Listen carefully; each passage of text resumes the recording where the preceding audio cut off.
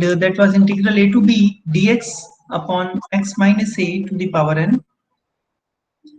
And we have seen that this integral converges, or this integral exists if and only if n is less than 1. So only in this case this integral converges, n is less than 1. And similarly, I have given one more exercise, and that was 1 over x minus b to the power n dx converges if and only if n is less than 1.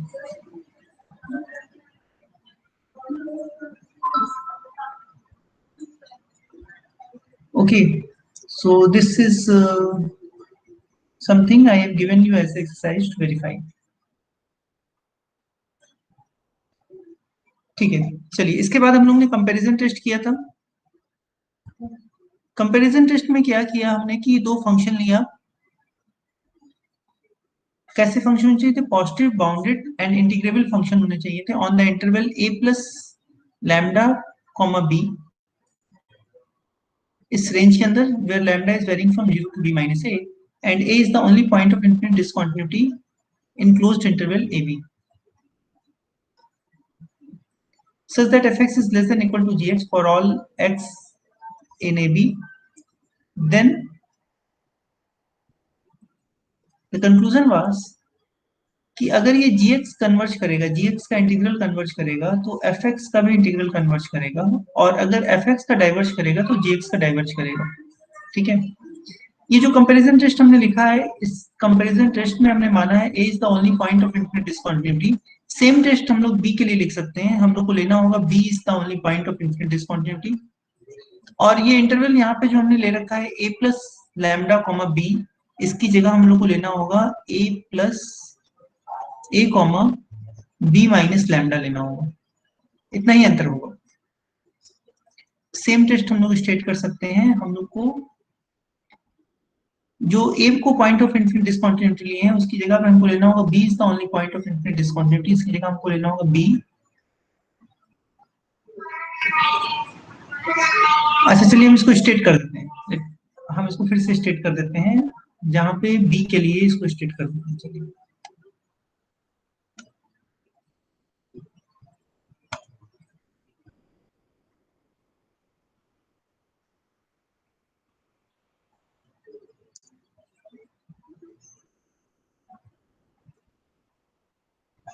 चलिए इसको हम b के लिए state कर देते हैं फिर से।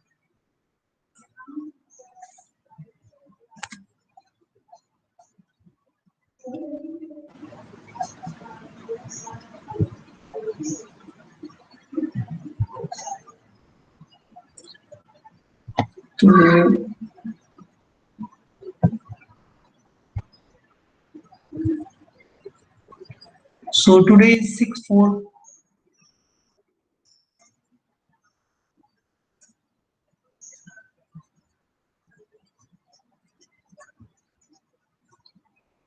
21,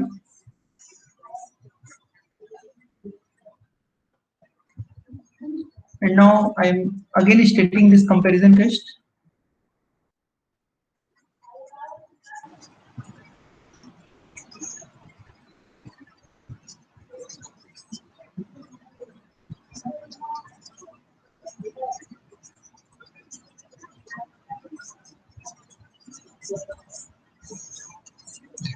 Suppose f and g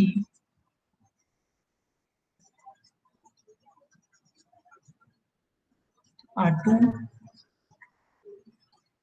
positive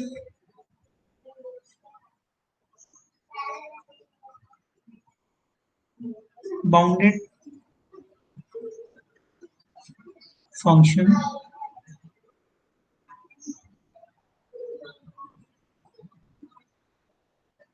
positive bounded and integrable function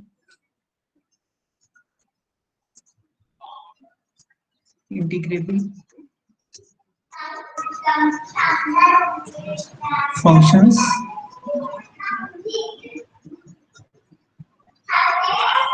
on interval a b minus lambda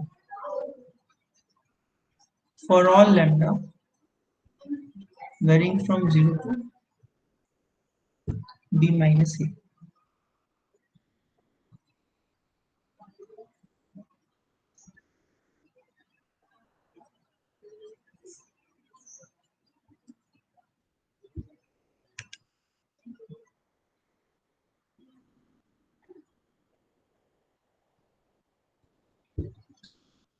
ठीक है, लैम्डा का रेंज 0 पे लैम्डा बी हो जाएगा, और जब लैम्डा की वैल्यू हम लोग बी माइनस ए रखेंगे तो ए आ जाएगा। ठीक है, सो इस रेंज के अंदर इंटीग्रेबल होना चाहिए, एंड एफ एक्स इज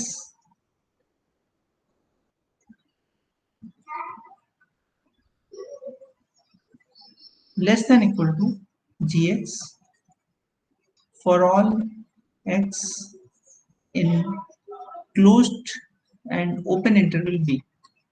इस रेंज में हमेशा एफ एक्स सी एक्स से बड़ा होगा। Then what will happen is that same comparison test है, और एक और कंडीशन है, and suppose b is the only point of infinite discontinuity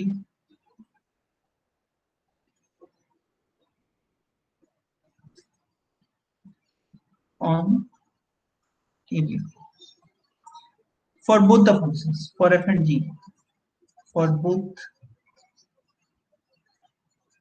the functions f and g। यानी दोनों फंक्शन की मतलब सारी कंडीशन सेम है, बस यहाँ पर एक चीज चेंज की गई है कि जो पॉइंट ऑफ इन्फिनिट डिसकंटिन्यूटी है वो ए की जगह बी हो गया है, तो अकॉर्डिंगली स्टेटमेंट में चेंज किया गया है। Then first thing, same in the same way integral a to b gx dx converges implies integral a to b fx dx converges। Second, integral a to b fx dx diverges implies integral a to b gx dx diverges। ये दोनों diverge करेंगे। ठीक है, same तरह का statement, और इसी तरह का स्टेटमेंट हम लोग सेकंड जो कंपैरिजन टेस्ट लिखा है तो उसके लिए भी दे सकते हैं। तो अब देखिए सेकंड कंपैरिजन टेस्ट क्या था हमारा। यहाँ पे क्या किया गया था, सेम कंडीशन लिया गया था, बस लिमिट लिया गया था, और यहाँ पे a प्लस की तरफ से लिया गया था। लेकिन अगर हम b से देखेंगे तो इस इंटरवल के अंदर यहाँ पे b माइनस हमको लेना होगा, बस इतना ही अंतर आएगा इसमें भी। और इसी तरह से इसका स्टेटमेंट हम लोग लिख सकते हैं। Let me write it again, comparison test 2,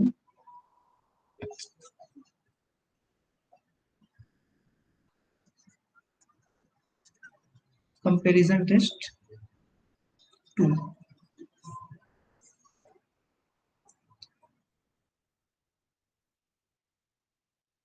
Suppose f and g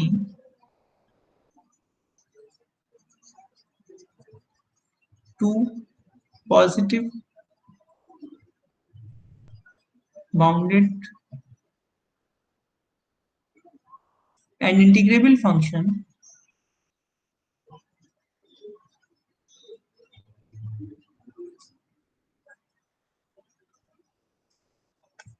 on a b minus lambda for all lambda 0 to b minus a, इस रेंज के अंदर, such that in this range and लगा लेते हैं, and b is the only point of infinite discontinuity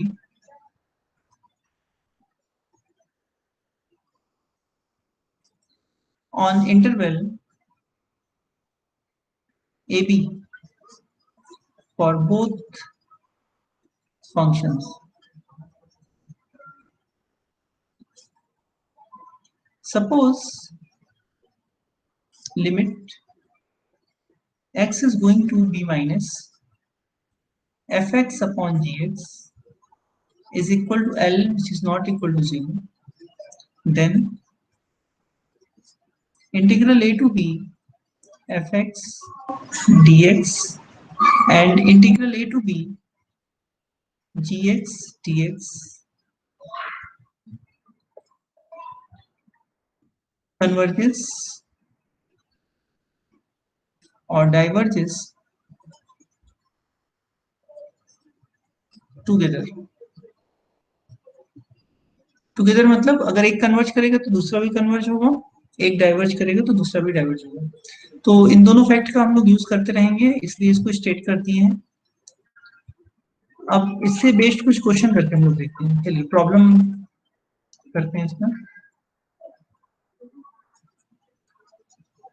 हम लोग जो कर रहे हैं वो समझ में आ रहा है आपको? Do have any problem at this point? जो टेस्ट हम लोग ने पॉइंट ऑफ इन्फिनिट डिसकंटिन्यूटी ए को मान के लिखा था, उसी टेस्ट को हम लोगों ने point of infinite discontinuity B मान के लिखा। तो या तो लोअर लिमिट पे पॉइंट ऑफ इन्फिनिट डिसकंटिन्यूटी हो तब भी हम सॉल्व कर सकते हैं, और अपर लिमिट पे पॉइंट ऑफ इन्फिनिट डिसकंटिन्यूटी हो तब भी इस तरह के टेस्ट से डिसाइड कर सकते हैं। तो हम लोग करके देखते हैं। बस इतना ध्यान रखना है कि जो फंक्शन अंदर लिए हैं वो पॉजिटिव फंक्शन होना चाहिए। Do you have any problem at this point? Then you can ask. Then otherwise we will go forward and solve some problems.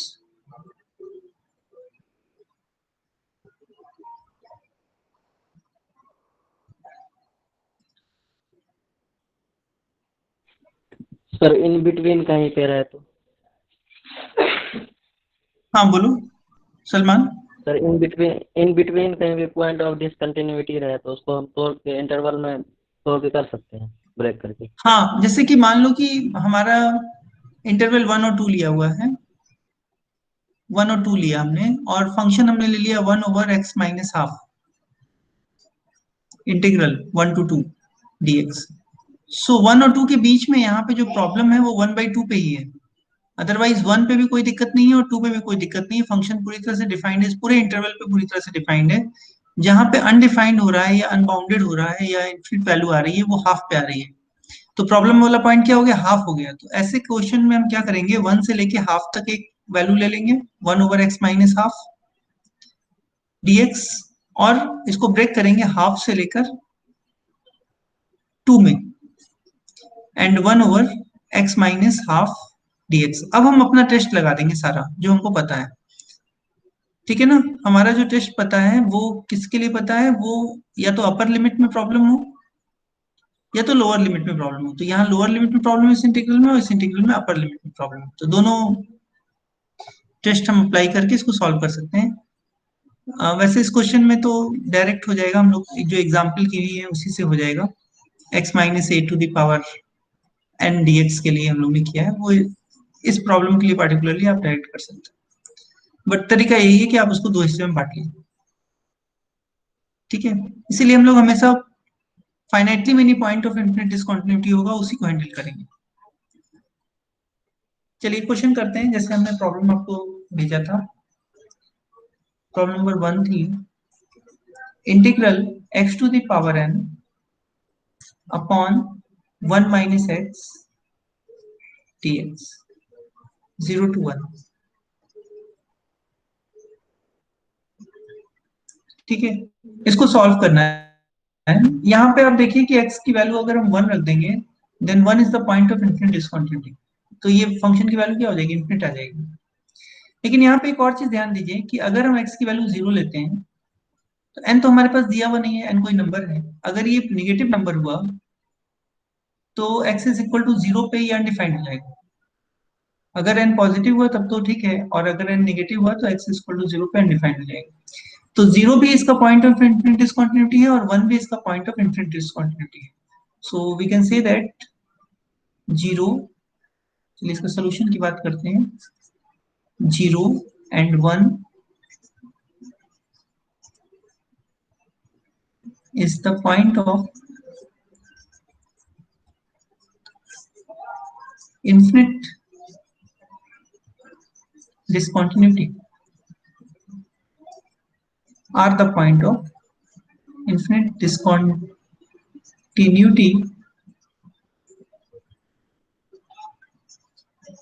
for fx is equal to x to the power n upon 1 minus x।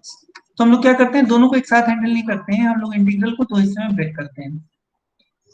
0 to 1 x to the power n 1 minus x can be written as 0 to बीच का कोई भी point ले सकते हैं, चलिए हमने half ले लिया, x to the power n upon 1 minus x plus integral 0 to 1 half to 1 x to the power n upon 1 minus x dx। ठीक है, अब देखो इस रेंज में, जीरो से हाफ के रेंज में इस फंक्शन में कहीं कोई प्रॉब्लम है? सिर्फ जीरो पे ही प्रॉब्लम है ना। इस पहले वाले फंक्शन में जो प्रॉब्लम होगी सिर्फ जीरो पे होगी, जीरो से हाफ के रेंज में, और कहीं कोई प्रॉब्लम नहीं है। समझ में आ रही बात? और इस फंक्शन में क्या है, इस फंक्शन में x की वैल्यू 1 रखने में प्रॉब्लम है, क्योंकि डिनोमिनेटर 0 हो जा रहा है और फंक्शन 1 अनबाउंडेड हो जा रहा है। बाकी हाफ से लेकर 1 तक के बीच में कहीं कोई दिक्कत नहीं है। Do you agree at this point? So ये जो इंटीग्रल I1 है और ये इंटीग्रल I2 है, तो I1 के लिए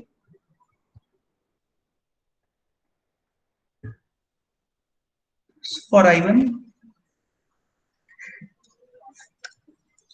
I1 इंटीग्रल जब हम कैलकुलेट करेंगे तो उसमें क्या है, 1 is the only point of, sorry 0 is the only point of infinite discontinuity.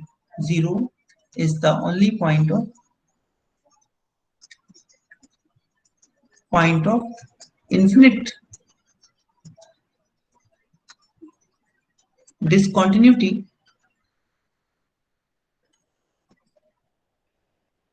for fx is equal to x to the power n upon 1 minus x। तो इस फंक्शन के लिए zero he is the only point, इस range के अंदर zero he point of infinite discontinuity है। ये बात समझ में आ रही है आपको, क्यों हम ऐसे लिख रहे हैं? Yes sir. ठीक, तो अब क्या करेंगे हम लोग, सिचुएशन को हम लोग हैंडल करना है। अगर हम वो लिमिट, कंपैरिजन टेस्ट लिमिट वाला लगाएं, तो उसके हिसाब से अगर हमको कोई फंक्शन ऐसा मिल जाए, और यहाँ पे पॉइंट ऑफ इन्फिनिट डिस्कंटिन्यूटी क्या है, zero point of infinite discontinuity है, एक्स इज गोइंग टूवर्ड्स, और इसकी लिमिट क्या है, जीरो से लेके हाफ है, देखिए इंटीग्रल की, तो जीरो क्या है, लोअर लिमिट है, तो हम क्या करेंगे, X is going to zero plus F x upon ji X, कुछ ऐसा हम चाह रहे हैं जी एक्स हमको मिल जाए, सच दैट कि अगर हम F X by ji X calculate करें,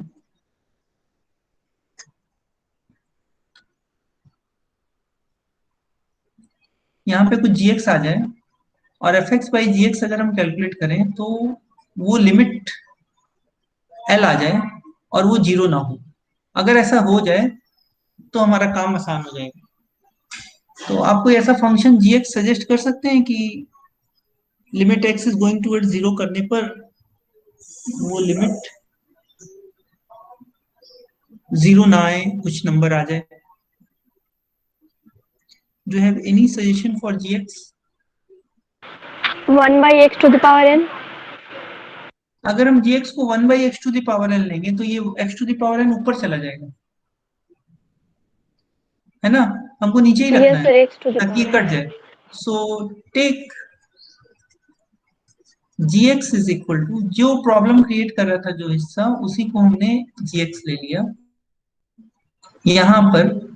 और यूजुअली जब हम कंपैरिजन करेंगे ना, तो हमको जी एक्स का डाइवर्जेंस कन्वर्जेंस जो होगा उसी के हिसाब से एफ एक्स का डाइवर्जेंस कन्वर्जेंस होगा। तो हम जी एक्स को कुछ ऐसे ही रखना चाहेंगे कि जिसका डाइवर्जेंस कन्वर्जेंस हमको पता है। और अभी जो हम लोग ने एग्जाम्पल किया उसमें इंटीग्रल जो हम लोग निकाले थे a to b 1 by x to the power 1 upon x minus A to the power n, तो ये भी उसी फॉर्म का ही है। देखो ये क्या है, X minus zero to the power N है, तो ये भी इंटीग्रल उसी फॉर्म का है। तो इसका हमको डाइवर्जेंस कन्वर्जेंस पता है कि ये कब डाइवर्ज करेगा और कब कन्वर्ज करेगा। तो कंपैरिजन हमेशा हम उसी फंक्शन से करेंगे जिसका डाइवर्जेंस कन्वर्जेंस हमको पता है। सो हमने ये gx ले लिया और ये gx की वैल्यू हम यहाँ पे पुट कर देते हैं। चलिए, so let me put this value here, x to the power n, 1 over x to the power n, ये कैंसिल हो गया और x इज इक्वल टू 0 रखने पर लिमिट क्या आ गई इसकी, लिमिट आ गई हमारी 1, which is not equal to 0. So integral 0 to half x to the power n upon 1 minus x dx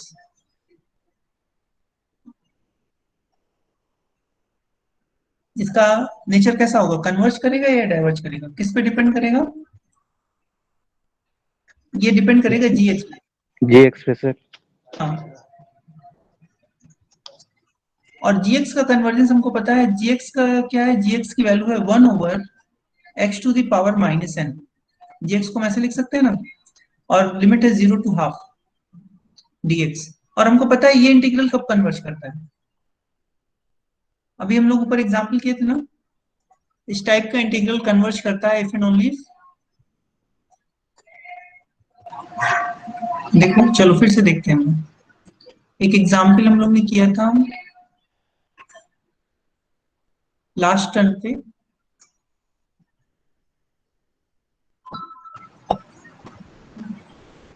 देखिए integral a to b 1 over x minus a to the power n dx converges if and only if n is less than 1, और इसी तरह से x minus b to the power n को देखेंगे तो ये भी कन्वर्ज करेगा if and only if n is less than 1। तो दोनों ही केस में ये n इज लेस देन 1 के लिए कन्वर्ज करता है। तो यहाँ पे n क्या है आपका, n जो है वो पावर है, और वो पावर कितनी है, x to the power minus n है ना, ये क्या है, ये integral 0 to 1 1 over x minus 0 to the power minus n dx, ये कब कन्वर्ज करता है, this integral converges if and only if minus n is less than 1, ठीक है ना, तो दोनों साइड अगर माइनस 1 से मल्टीप्लाई कर देंगे तो n is greater than minus 1, so this integral converges if and only if n is greater than minus 1. So this is the range in which this integral converges. Do you agree at this point? Yes sir. अब इसका दूसरा हिस्सा करते हैं, ये integral तो converge कर गया अगर n की वैल्यू माइनस 1 से बड़ी आ जाए तो। अब दूसरे को हिस्से को देखते हैं वो कन्वर्ज कर रहा है कि नहीं। दूसरा हिस्सा क्या है इसका, i2 हाफ से लेके 1 तक है, i2 is from half to 1 for i2।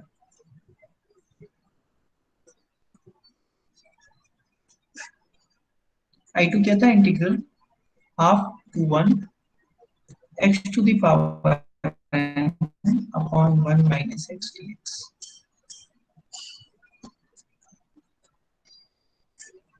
Now for i2, 1 is the only point of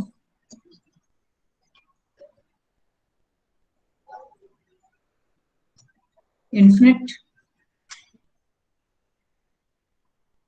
discontinuity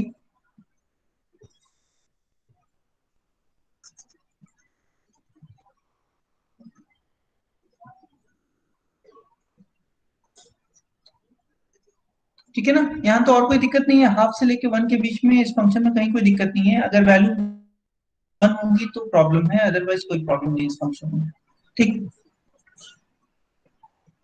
तो 1 is the only point of infinite discontinuity, तो हमारे लिए fx क्या हो गया, fx हो गया x to the power n upon 1 minus x, fx क्या हो गया, x to the power n upon 1 minus x, and gx हो गया हमारे लिए 1 ओवर 1 माइनस x, या क्या लिया जाए, जो प्रॉब्लम है उसी को ले सकते हैं, तो इसी के साथ प्रॉब्लम थी तो इसी को ले लेते हैं ताकि रेशियो करेंगे तो ये खत्म हो जाएगा। चलिए तो लिमिट निकालते हैं, limit fx upon gx, point of infinite discontinuity 1 है तो लिमिट कहाँ जाएगी, 1 पे जाएगी, x इज गोइंग टुवर्ड्स 1, लेकिन लेफ्ट साइड से, क्योंकि राइट साइड में तो फंक्शन हमारा डिफाइंड नहीं है, हाफ से लेके 1 तक, देखिए ये जो हम लोग अभी टेस्ट लिखे थे कंपैरिजन टेस्ट, उसमें क्या लिखे थे, x is going towards b minus, b है तो b माइनस पे जाएगा, अपर लिमिट है तो माइनस लेंगे, ठीक।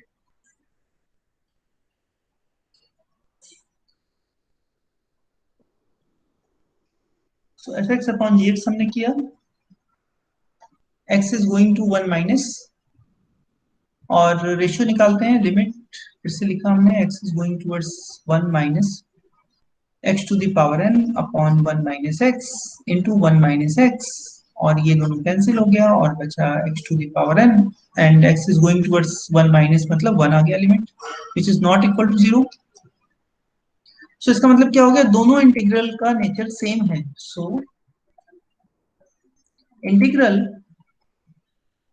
हाफ टू 1 एफ एक्स की वैल्यू रख देते हैं x to the power n upon 1 minus x dx diverges, क्यों, for integral half to 1 1 over 1 minus x dx diverges, क्योंकि ये इंटीग्रल डाइवर्ज कर रहा है इसलिए वो भी डाइवर्ज करेगा। बात समझ में आ रही है? Is it okay?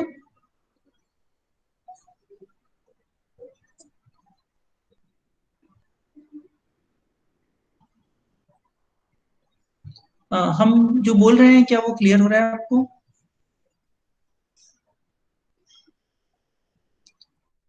क्या हम आपको क्लियर कर पा रहे हैं? If you have any confusion at any point then please ask.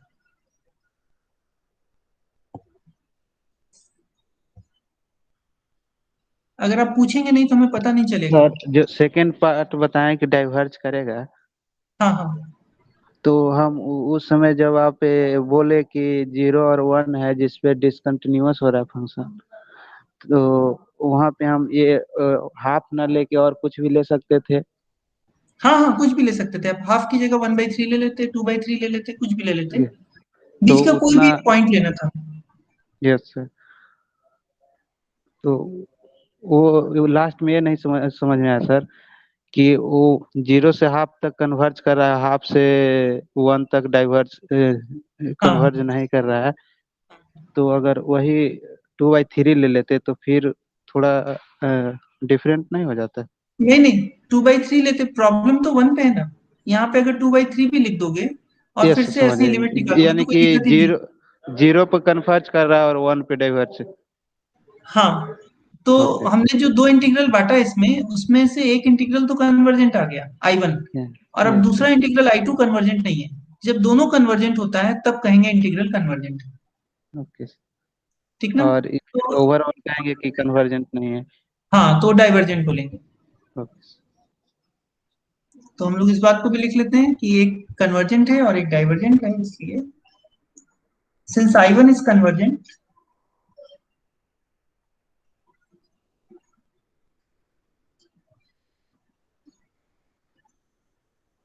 since I1 is convergent,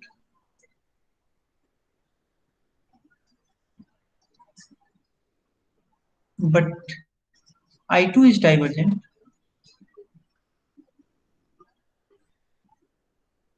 so integral 0 to 1 x to the power n upon 1 minus x dx diverges। ठीक है, इस तरह से इसको हम लोग सोच सकते हैं। चलिए एक और क्वेश्चन करते हैं। जैसे जैसे हम लोग प्रॉब्लम करेंगे चीजें क्लियर होंगी आपको। प्रॉब्लम,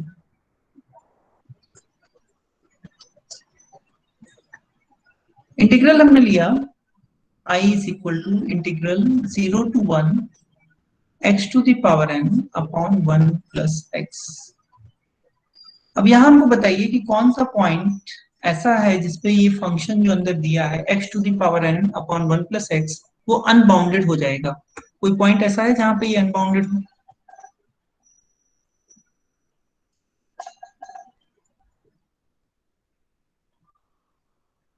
एन हमको पता नहीं है, एन की वैल्यू क्या है, वो पॉजिटिव निगेटिव कुछ भी हो सकती है, ये दिया हुआ नहीं है। जीरो पे हो जाएगा सर। जीरो पे हो जाएगा है ना, जब एन निगेटिव होगा तो जीरो पे होगा, एन अगर पॉजिटिव होगा तब कोई दिक्कत नहीं है कहीं। कोई दिक्कत। तो हम लोग फिर भी कह सकते हैं zero is the point of infinite discontinuity and zero is the only point of infinite discontinuity. So चलिए सॉल्यूशन की तरफ चलते हैं।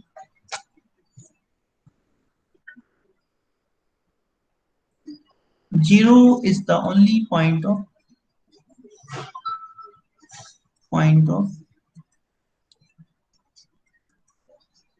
infinite discontinuity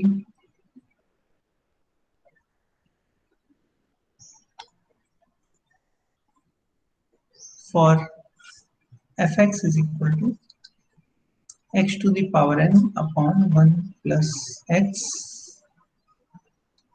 in interval 1 0 and 1। इस इंटरवल के अंदर इस फंक्शन के लिए सिर्फ यही पॉइंट ऑफ इन्फिनिट डिस्कंटिन्यूटी है। अदरवाइज अगर इंटरवल बड़ा कर दें तो -1 भी इस फंक्शन के लिए पॉइंट ऑफ इन्फिनिट डिस्कंटिन्यूटी है, जो कि इस रेंज में है नहीं, इसलिए उसकी हमको चिंता नहीं करनी है। तो एफ एक्स हमारा हो गया x to the power n upon 1 plus x. हमको एक जी एक्स चाहिए, take ji x is equal to something.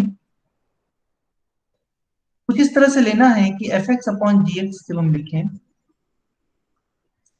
And limit लगाएं, तो पॉइंट ऑफ इन्फिनिट डिस्कंटिन्यूटी क्या है, लोअर लिमिट है, तो x is going towards zero, plus side से जीरो की तरफ अप्रोच करेंगे, यानी इस साइड से। एंड इसकी वैल्यू हमको निकालनी है, और अगर हम एफ एक्स की वैल्यू यहाँ रखेंगे, हमको मेन जी एक्स क्या लें ये सोचना है। एफ एक्स की वैल्यू हम लोग रखेंगे x to the power n upon 1 plus x, और यहाँ पे कुछ जी एक्स रखना है 1 by ji x something g x. तो ये सब होने के बाद हमको कुछ लिमिट मिल जानी चाहिए, और अगर संभव हो तो नॉन जीरो लिमिट मिल जाए। तो क्या लिया जाए जी एक्स, ये सोचने वाली बात है। X to the power n. X to the power n एक ऑब्वियस सी चॉइस लग रही है, x to the power n ले लें, ताकि ये x to the power n चला जाएगा तो कोई दिक्कत नहीं है कहीं, है ना। So x to the power n हमने जी एक्स चूज कर लिया, और इसको जी एक्स चूज करने के बाद इसकी वैल्यू यहाँ रख देते हैं, और let us see what will happen. So x to the power n is here and we may cancel it। तो कुछ भी ले सकते हैं ना, क्या चीज? जी एक्स कुछ भी ले सकते हैं ना। हाँ gx तो हम लोग कुछ भी ले सकते हैं, छोटा से छोटा लेना है ताकि हम लोग हाँ ये बात तो आप हाँ, सही कह जिसका रहे वैल्यू हम लोग को पता है। हैं। हाँ, दो चीज ध्यान रखना है कि हमको ये इंटीग्रल पता हो, 1 बाई इंटीग्रल दिस gx, इसका नेचर हमको पता हो इस रेंज के अंदर, एक तो ये बात ध्यान रखना है। और दूसरा कि ये यहाँ पे लिमिट निकालने पर ये लिमिट निकल आए। जैसे हमने x to the power n लिया, तो of course x to the power n पे भी लिमिट हम निकाल सकते हैं, ठीक है। तो मान लीजिए x to the power n लिया हमने, लिमिट निकाली, तो लिमिट आ गई 1 आ गई। तो लिमिट 1 आ गई, तो यहां से हमको पता चला कि gx का जो नेचर है, इस gx का, उसी के हिसाब से फंक्शन का नेचर डिसाइड होगा। So 1 over x to the power minus n, इसको हम लोग लिख सकते हैं, 0 टू 1 लिख सकते हैं, dx लिख सकते हैं, और इसका नेचर हमको पता है minus n should be less than 1 पे कन्वर्जेंट होता है। एग्री कर रहे हो इस बात से? यहाँ कोई दिक्कत नहीं है ना?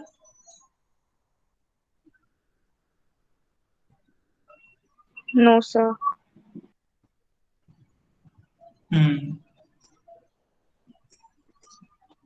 तो इसलिए हमने ये gx ले लिया x to the power n, हालांकि gx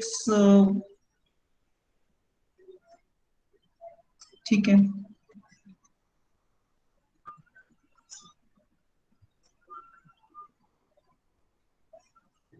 तो अब हम क्या कर सकते हैं, since so this implies integral x to the power n upon 1 plus x dx, and this was 0 to 1, has same nature as integral 0 to 1 x to the power n dx। इन दोनों का nature क्या होगा, same होगा, but since integral 0 to 1 over this dx converges if and only if minus n is less than 1 or n is greater than minus 1. So integral 0 to 1 x to the power n upon 1 plus x dx converges if and only if n is greater than minus 1. ठीक है? Is it okay? तो Yes. इसका मतलब अगर n की value greater than minus 1 हम लोग ले लें तो ये इंटीग्रल कन्वर्ज कर जाएगा। लेकिन एक चीज ध्यान दीजिए, अगर हम इस इंटीग्रल में n ग्रेटर देन 0 लेते तो हम लोग के पास कोई भी पॉइंट ऑफ इन्फिनिट डिस्कंटिन्यूटी नहीं होता, है ना? n की वैल्यू अगर ग्रेटर देन इक्वल टू 0 भी ले लेते तब भी कोई दिक्कत नहीं है। लेकिन जो इम्प्रॉपर इंटीग्रल का जो हम लोग ने फॉर्मुलेशन किया उससे हम लोग को ये भी पता लगा कि सिर्फ n greater than equal to 0 के लिए ही नहीं, बल्कि n greater than equal to minus 1 के लिए भी इंटीग्रल की वैल्यू एग्जिस्ट करेगी। n ग्रेटर देन माइनस 1 के लिए भी इंटीग्रल की वैल्यू एग्जिस्ट करेगी। रीमान इंटीग्रल से हम लोग डायरेक्ट बोल सकते थे कि अगर हम 0 से n स्टार्ट करते तो ये इंटीग्रल कन्वर्ज करता, ये रीमान इंटीग्रेबल फंक्शन हो जाता। बट यहाँ पे हम लोग ये देख पा रहे हैं कि n की वैल्यू अगर माइनस 1 से बड़ी हो, यानी बीच में यहाँ कुछ वैल्यू भी दे दें, तो भी इंटीग्रल कन्वर्ज करेगा यानी एग्जिस्ट करेगा। ठीक है, चलिए एक और प्रॉब्लम करते हैं।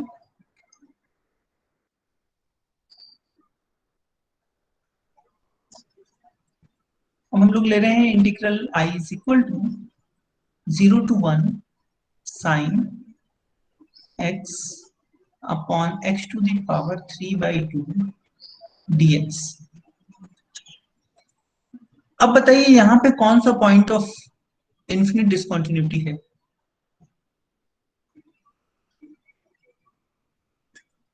कौन सा पॉइंट प्रॉब्लम क्रिएट करेगा 0 से 1 के बीच में?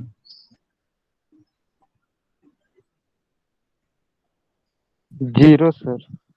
जीरो ना, और तो कोई नहीं करेगा। और नहीं करेगा सर। तो as you can see from this function sin x upon x to the power 3/2, 0 is the only point of infinite discontinuity for this function. So 0 is the only point of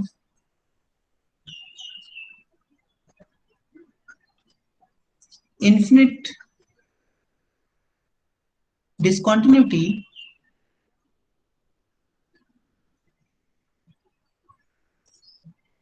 for sin x upon x to the power 3/2 in interval 0 1। इस interval के अंदर यही है problem. तो हमारे पास fx क्या हो गया? Now fx is equal to sin x upon x to the power 3/2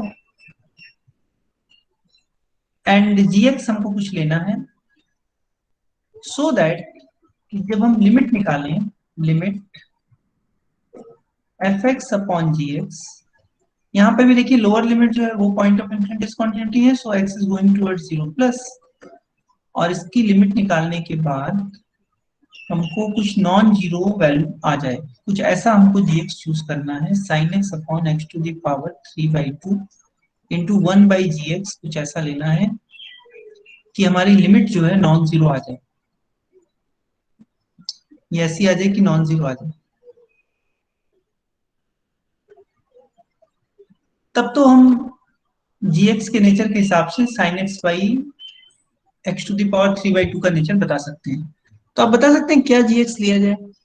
x square sir. ठीक है, एक्स स्क्वायर। Yes sir. अच्छा चलो ले लेते हैं, gx की वैल्यू हमने ले ली एक्स स्क्वायर। एक्स स्क्वायर या 1/x स्क्वायर? 1/x square. अच्छा नहीं चलिए, सर, हाँ एक्स स्क्वायर ही। एक्स स्क्वायर ले लें। अच्छा चलिए इस एक्स स्क्वायर को यहाँ रख के देखते हैं क्या होता है। ये gx की जगह हमने रख दिया एक्स स्क्वायर,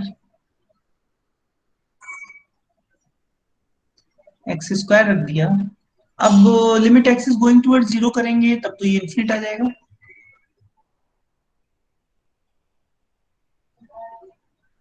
आएगा ना? तो काम नहीं कर रहा है ये, तो कुछ सही हिस्सा बताओ जो काम करे। प्रॉब्लम तो इसी एक्स के साथ हो रही है और इसी को और बढ़ा दिया आपने। x⁻³ x to the power -3/2। चलिए इसको भी चेक करते हैं। X to the power -3/2।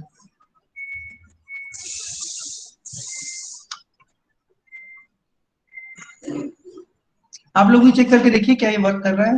Yes sir, करना माइनस चाहिए। 3/2,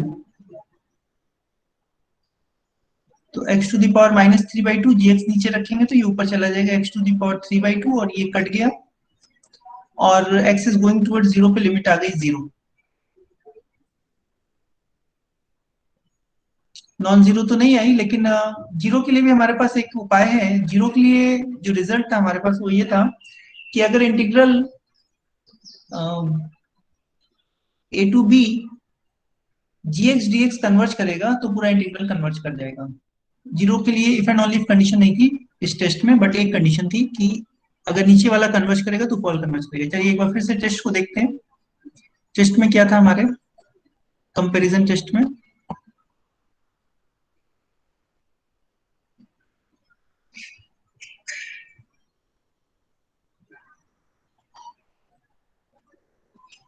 ये देखिए रिमार्क है हमारे पास। रिमार्क ये था कि अगर ये लिमिट जीरो आ जाए देन व्हाट विल हैपन। अगर ये लिमिट जीरो आ जाएगी so integral a to b gx dx converge करेगा, तो integral a to b fx dx भी कन्वर्ज करेगा। ये इफ एंड ओनली इफ नहीं था।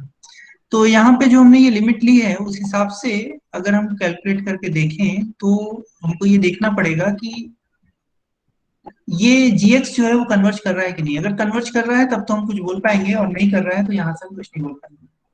सो देखते हैं इस इंटीग्रल को। चलिए यहाँ पे रफ वर्क करते हैं हम लोग। Let us see this integral 1 over x to the power 3/2 dx and this range is 0 to 1। ये कन्वर्जेंट है या नहीं है? ये कन्वर्जेंट है या डाइवर्जेंट है, बताइए जल्दी से।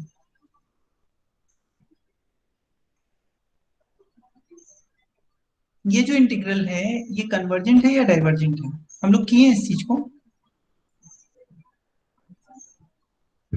कन्वर्जेंट है या डाइवर्जेंट है, जल्दी से बताइए। आप भूल गए क्या? हम लोग ने किया है ना 1 over x to the power n integral a to b x minus a, यहाँ पे x minus a to the power n ऐसे लिखते हैं ना। ये इंटीग्रल कब कन्वर्ज करता है?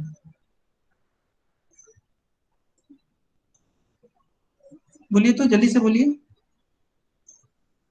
when n is less than 1। when n is less than 1 और यहाँ पे क्या है n greater than 1 है, तो ये इंटीग्रल क्या हो गया? डाइवर्जेंट हो गया। तो जब ये डाइवर्जेंट हो गया और ये लिमिट जीरो आ रही है then we can not say anything, कुछ नहीं कह सकते ना। तो हम fx के बारे में कोई कंक्लूजन नहीं कर सकते, हमारा टेस्ट नहीं काम कर रहा है। तो अब बताइए क्या ये हम g को ये ना लेके कुछ और ले सकते हैं जहां पे ये काम हो जाए और नॉन जीरो लिमिट आ जाए? 1/√x ले सकते हैं सर। 1/√x, चलिए 1/√x भी ट्राई करके देखते हैं। सो 1/√x का मतलब हो गया -1/2, है ना। एंड यहाँ पे भी इसको लिखते हैं।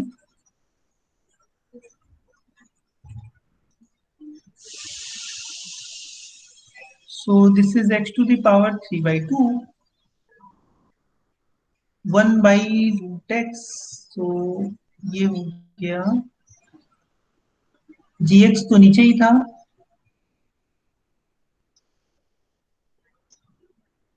सो 1 और x to the power half.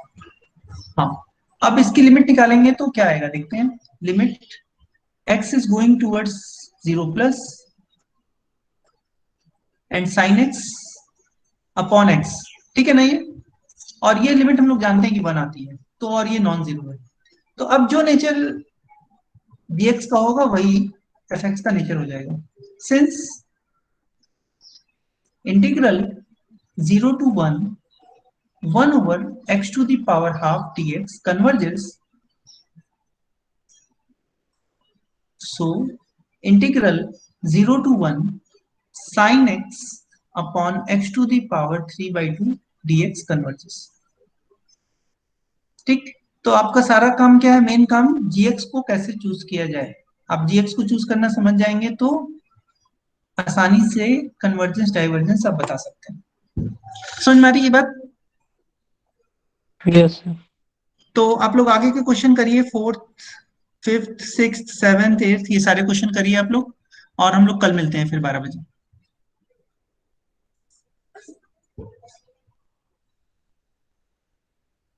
ठीक है, लेक्चर का आप इस, लिंक सर, लेक्चर का लिंक शेयर कर दीजिएगा। अच्छा हम अपलोड कर दें तब ना लिंक शेयर करें, तो अपलोड करके आप